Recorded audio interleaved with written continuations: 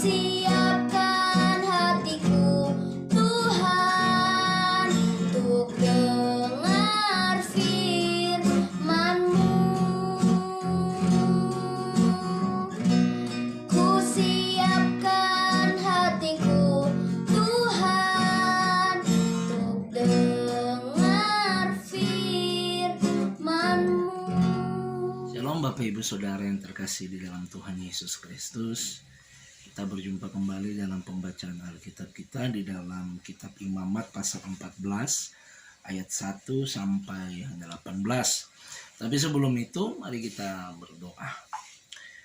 Bapak, terima kasih untuk hari ini sehingga kami boleh kembali mendengarkan firman-Mu.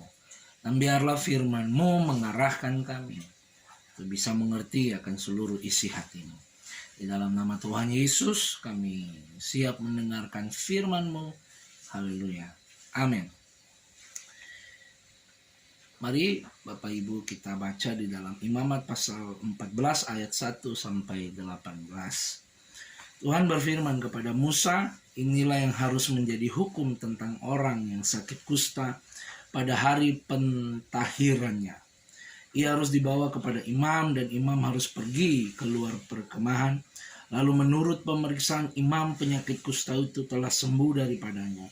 Maka imam harus memerintahkan supaya bagi orang yang akan ditahirkan itu diambil 2 ekor burung yang hidup dan yang tidak haram, juga kayu aras, kain krimisi dan hisop.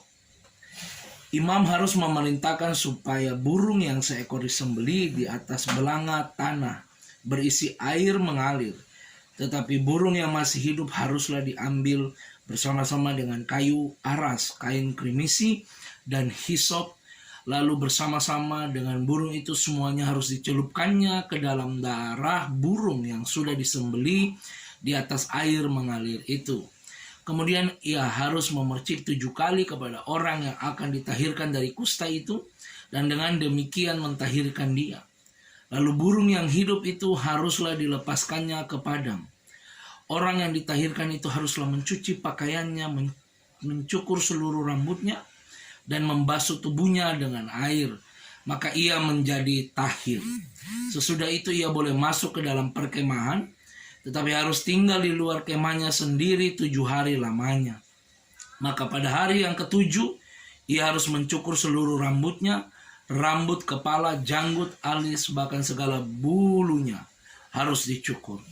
Pakaiannya dicuci dan tubuhnya dibasuh dengan air. Maka ia menjadi tahir.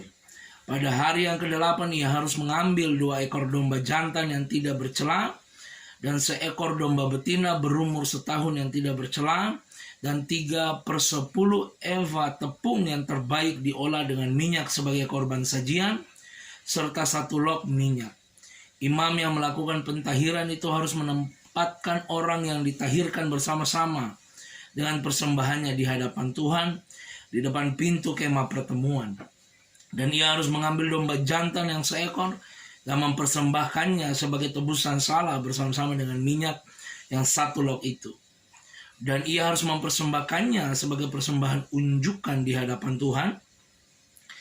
Domba jantan itu harus disembelihnya di depan orang menyembelih korban penghapus dosa dan korban bakaran di tempat kudus. Karena korban penebus salah, begitu juga korban penghapus dosa adalah bagian imam. Itulah bagian maha kudus. Imam harus mengambil sedikit dari darah tebusan salah satu itu dan harus membubuhnya pada cuping telinga kanan dari orang yang akan ditahirkan, dan pada ibu jari tangan kanan, dan pada ibu jari kakinya. Imam harus mengambil sedikit dari minyak yang 1 log itu dan menuangnya ke telapak tangan kiri imam sendiri. Ia harus mencelupkan jari kanannya ke dalam minyak yang di telapak tangan kirinya itu, dan sedikit dari minyak itu haruslah dipercikannya dengan jarinya 7 kali di hadapan Tuhan. Dari minyak sembelihnya imam harus membubuh sedikit pada cuping telinga kanan orang itu, pada ibu jari tangan kanannya, dan pada ibu jari kaki kanannya, di tempat mana darah tebusan salah dibubuhkan. Dan apa yang tinggal dari minyak itu haruslah dibubuhnya pada kepala orang yang akan ditahirkan. Dengan demikian imam mengadakan pendamaian bagi orang itu di hadapan Tuhan. Bapak Ibu Saudara, setiap kita orang yang percaya kepada Tuhan membutuhkan pendamaian. Dan yang melakukan pendamaian bagi kita itu adalah Tuhan Yesus Kristus sebagai imam besar kita, yang menyembuhkan segala penyakit kita, bahkan yang menebus kita dengan darahnya yang kudus. Oleh karena itu Bapak Ibu Saudara, jadikan firman Tuhan arahan hidupmu, sehingga hidup kita boleh penuh dengan kemuliaan Tuhan. Mari Bapak Ibu Saudara kita berdoa. Bapa, di dalam nama Tuhan Yesus, pembacaan firman telah dilakukan, dan biarlah Engkau berkati setiap Bapak Ibu Saudara, saudari yang mendengarkan pembacaan firman Tuhan ini, sehingga hidup mereka boleh diberkati, hidup mereka boleh diarahkan, dan mereka boleh hidup di dalam kebenaran firman Tuhan.